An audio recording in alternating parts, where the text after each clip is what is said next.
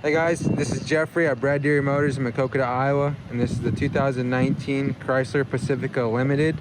I'm going to show you guys how to use the self-parking feature so that way you can perpendicular or parallel park by itself. So we're going to parallel park right here. What you do is up here on the dash, you're going to press your P next to the steering wheel on. It's going to search for a spot. Space found.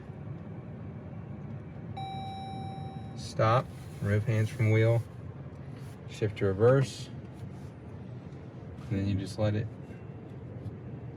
go ahead and park for you. And you still control the brake and the gas. It's just doing the steering on its own. It's on the 360 camera screen there too.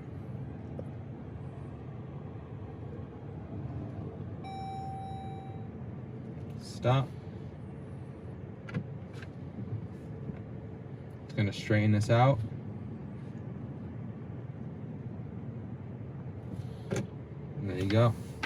That's how to do the perpendicular and parallel parking on the Chrysler Pacifica Limited.